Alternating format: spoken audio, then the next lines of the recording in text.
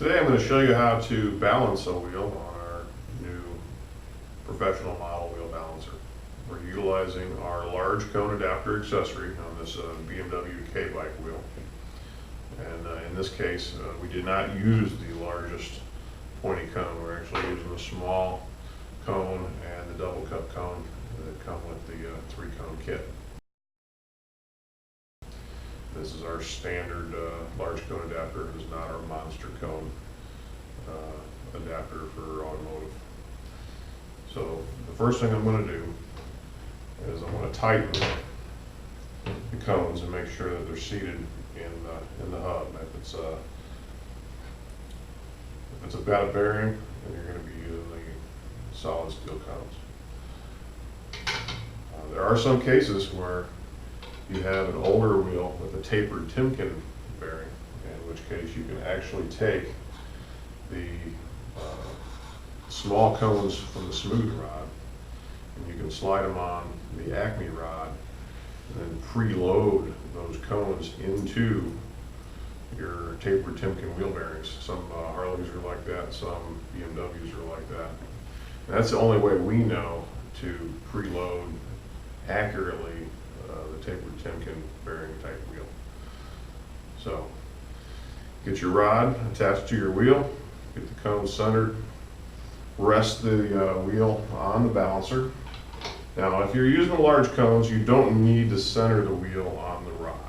It's a little easier to keep it offset. It keeps the load of the wheel closer to the bearing side of the balancer, which is going to reduce any flex that you have here.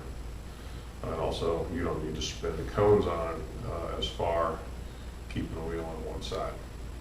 So you're going to let the heavy portion of the wheel sink by gravity. So what we're trying to do here is find the light portion of the wheel. I'll slow it down or it'll just go back and forth. There's no spinning involved. We're just trying to locate the heavy and the light portion of the wheel. Some people will use chalk or a marker or a sticker to mark the top. I'm going to clean the inside of the wheel. We prefer denatured alcohol. It doesn't leave an oily residue behind. Rubbing alcohol will not work. So you want to clean thoroughly the inside, degrease it. Self-adhesive weights stick extremely well to clean surfaces. So after you've thoroughly cleaned the top portion of the wheel, which is the light spot, you're going to grab a random amount of weight.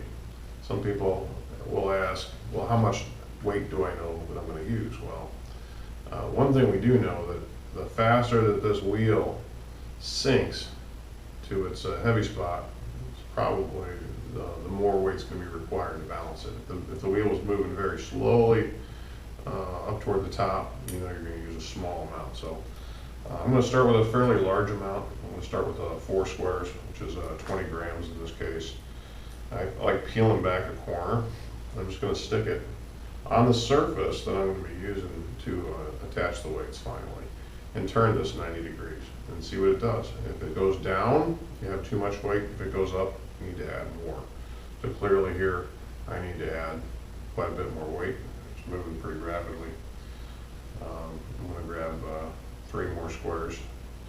In my toolbox, I usually keep some test squares just for doing what I'm doing here. We'll try this again. We'll check it at 90, see if it goes up or down. So here, we're still traveling up. So my 7 squares, probably not quite enough. And if you're going to use a nice chrome weight, you might want to just use some of the cheaper unchrome ones for your test weights.